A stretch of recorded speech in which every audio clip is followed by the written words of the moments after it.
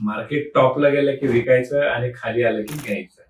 हे जेवढं सोपं वाटतंय बोलायला आणि ऐकायला तेवढं खरंच शक्य आहे का मार्केटमध्ये? ज्या लोकांना 15-15 वर्षाचा 20 वर्षाचा अनुभव असेल त्यांना पण हे कधीच जमत नाही. मार्केट कधी बॉटम करेल आणि कधी टॉप करेल हे कोणालाच कळत नाही. त्यामुळे ही गोष्ट जवळजवळ अशक्य आहे की तुम्ही टॉपला विकलं आणि बॉटमला घेतलं. म्युच्युअल फंड मध्ये बॅलन्स ऍडव्हान्टेज किंवा डायनामिक ऍसेट अलोकेशन नावाचे जे फंड आहेत ते प्रयत्न करतात की मार्केटचे व्हॅल्युएशन जेव्हा खूप जास्त हाय असतात तेव्हा इक्विटीचं एक्सपोजर कमी करायचं, डेटचं एक्सपोजर वाढवायचं आणि जेव्हा मार्केट अगदी बॉटमला जाईल किंवा एकदम खाली जाईल त्यावेळी मार्केटमध्ये जास्तीत जास्त बाईंग करायची. फॉर एक एक्झाम्पल सांगतो, 2020 मध्ये जेव्हा मार्केट खूप डाऊन आलं म्हणजे जवळजवळ 40% खाली आलं तेव्हा बॅलन्स ऍडव्हान्टेज किंवा या अशा टाईपच्या फंड्सनी मार्केटमध्ये 70, 80, 85% इक्विटी एक्सपोजर घेतलं होतं आणि जेव्हा मार्केट अगदी वाढायला लागलं आणि आता जेव्हा 70-75 हजारावरती मार्केट आहे या इक्विटी फंडांनी त्यांचं एक्सपोजर जवळजवळ 40-50% आणलेलं आहे. तर या फंडांमध्ये थोडीशी रिस्क कमी असते, पण लक्षात घ्या जेव्हा मार्केट वरच्या साईडला वाढतं तेव्हा या फंडांची रिटर्न्सही कमी येतात. खालच्या साईडला जेव्हा मार्केट जातं तेव्हा म्हटलं प्रोटेक्शन मिळतं. बॅलन्स ऍडव्हान्टेज फंड मध्ये इन्व्हेस्टमेंट करायची असेल तर नक्की फोन करा. थँक्यू.